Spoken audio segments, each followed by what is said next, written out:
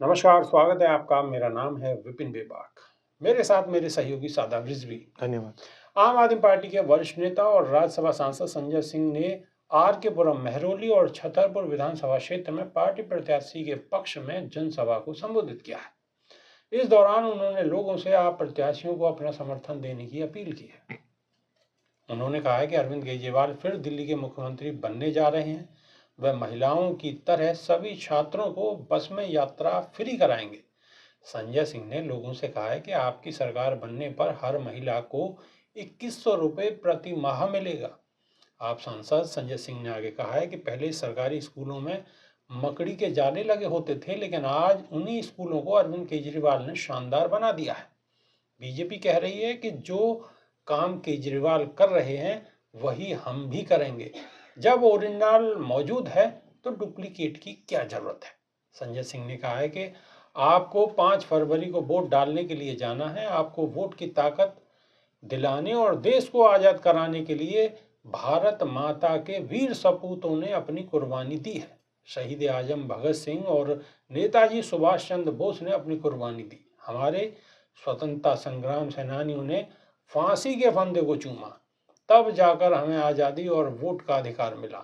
आप नेता ने कहा है कि बाबा साहब डॉक्टर भीमराव अंबेडकर ने संविधान बनाया ताकि देश उसी के मुताबिक चलेगा। यह बहुत दुर्भाग्य की बात है कि संविधान को पीछे रखकर प्रधानमंत्री नरेंद्र मोदी और गृह मंत्री अमित शाह चाहते हैं कि उनके फरमान से ये देश चलेगा। आम आदमी पार्टी का एक कार्यकर्ता कहता है कि नरेंद्र मोदी और अमित शाह के फरमान से नहीं, बल्कि बाबा साहेब के संविधान से ये देश चलेगा। संजय सिंह ने कहा है कि बीजेपी वालों को सिर्फ गाली देना आता है। बीजेपी का एक उम्मीदवार रमेश विधूड़ी है, वह हमारी महिला सीएम को गाली दे रहा है। कांग्रेस नेता प्रियंका गांधी को गाली दे रहा है। शनिवार को अरविंद केजरीवाल की गाड़ी के ऊपर पत्थर फेंककर उन पर हमला किया गया। सादाब रिजवी, संजय सिंह लगातार सीधे प्रधानमंत्री और गृह मंत्री पर सीधा निशाना साध रहे, कोई मौका नहीं छोड़ रहे। देखिए, उनका निशाना साधना भी इसलिए जायज़ है क्योंकि जो उन्होंने कहा है कि स्कूलों में पहले मकड़ी के जाले लगे होते थे, तो ये स्थिति दूर नहीं है। आप उत्तर प्रदेश चले जाइए, जहाँ पर भाजपा शासित प्रदेश हैं, उनमें चले जाइए, आज भी वहाँ स्कूलों में मकड़ी के जाले लगे हुए हैं। तो ये मैं नहीं कि मैं आम आदमी पार्टी का समर्थन कर रहा हूँ, लेकिन ये जग जाहिर है कि उन्होंने जो स्कूलों का इंफ्रास्ट्रक्चर है उसको ठीक किया है, वहाँ की शिक्षा जो व्यवस्था थी उसको ठीक किया है, और सही तरीके से, सही ढंग से जो सरकारी स्कूल दिल्ली के हैं उनको सुचारू किया है। और इसका जीता जागता सबूत है कि बाहर से, विदेशों से भी मेहमान इनके मॉडल को देखने के लिए आए।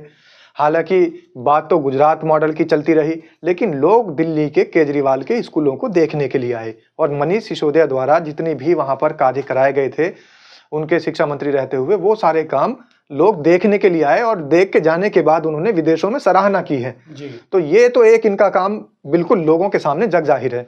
अब बात करते हैं कि जो ये पैसे बांटने की बात कर रहे हैं या फिर फ्री बस में यात्रा करने की बात कर रहे हैं संजय सिंह, तो महिलाओं को फ्री चलाने के लिए भी संजय सिंह ने जो बात की है अभी कि वो छात्रों को भी फ्री चलवाएंगे, महिलाओं को तो उन्होंने चलवा के दिखा दिया।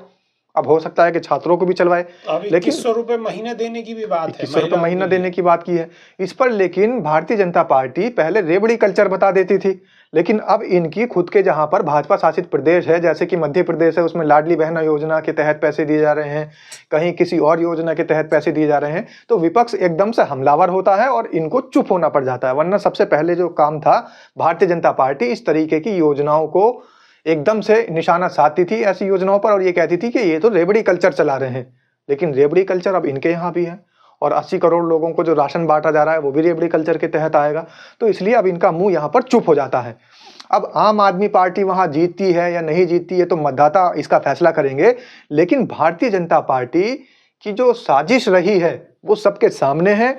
और ये साजिश सबसे बड़ी ये रही है कि जहां अलग से भाजपा शासित प्रदेशों में बहुत सारे शराब के जो दुकानें थी, शराब के लाइसेंस थे, वो दिए जा रहे थे, लेकिन दिल्ली के अंदर शराब को लेकर ही एक सीएम को जेल में डाला गया।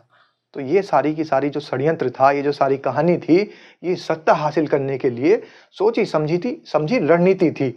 अब ये रणनीति इनकी काम करती है या नहीं करती है, 5 तारीख कोई दूर नहीं है बेबाक जी, जनता जानती है और जनता फैसला लेगी।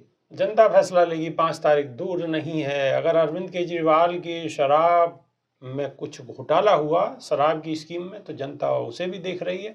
और बीजेपी जो रेवड़ी कल्चर की बात करती है, जनता उसको भी देख रही है। 5 तारीख को होने वाले चुनाव में जनता अपना फैसला करेगी, जब तक इंतजार करना होगा। और अभी राजनीतिक पार्टियों की तरफ से किस तरीके के बयान आते हैं वो भी हम और आप देखेंगे। तो अभी के लिए सिर्फ इतना ही। नई वीडियो में फिर रूबरू होंगे। बहुत बहुत शुक्रिया, धन्यवाद, नमस्कार।